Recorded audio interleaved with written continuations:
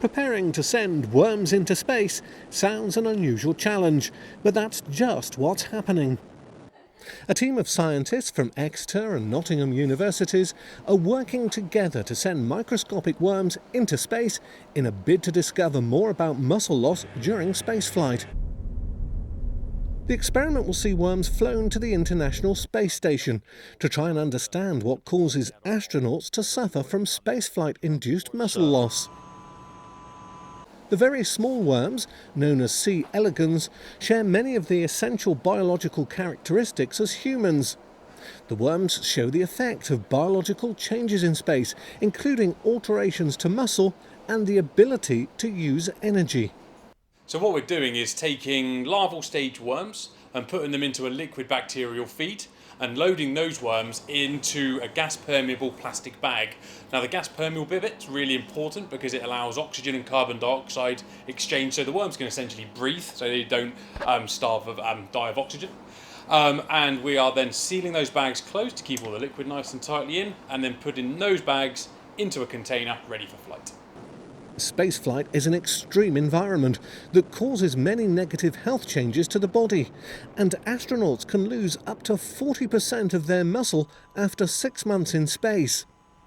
This muscle loss could reduce in-flight performance and threaten astronaut health on longer missions.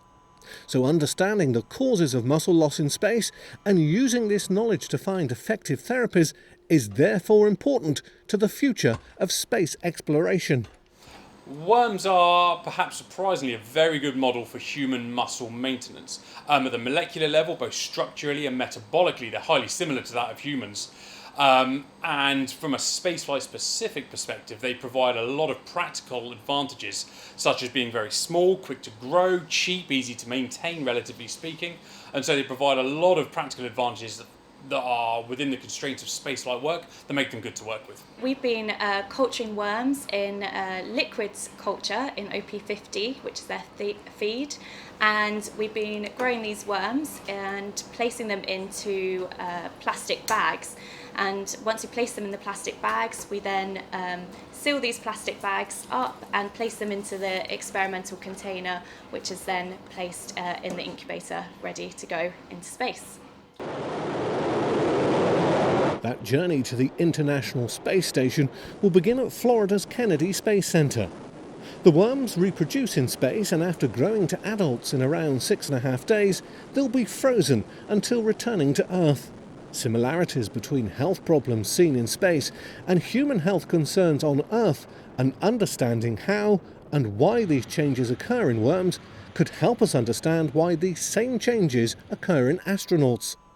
It could help in the development of new treatments for muscular dystrophies, help understand aging muscle loss, and even help improve treatments for diabetes.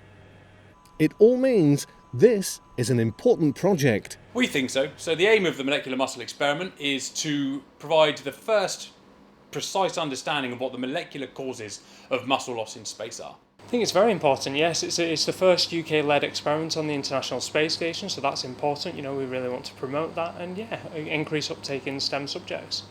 And for the teams working together on this project, it's an exciting time. Yes, definitely. Yeah, it's an exciting project to be working on, something once in a lifetime. Very, very exciting. You know, I've loved space since I was very young, and so to be involved in something that we send into the space station is, incredibly exciting. I always enjoy my time in the lab, so kind of getting my hands dirty, doing all the pipetting, sealing the bags. Yeah, it's nice to be have hands-on involvement in the work. It's great. Spaceflight represents an accelerated model of the human aging condition. And so hopefully by understanding the molecular causes and countermeasures against that changes in spaceflight may provide an opportunity to understand human aging on Earth. The project is supported by the European Space Agency, the UK Space Agency, BBSRC, MRC and Arthritis Research UK, with the launch currently scheduled to take place between November 2018 and February 2019.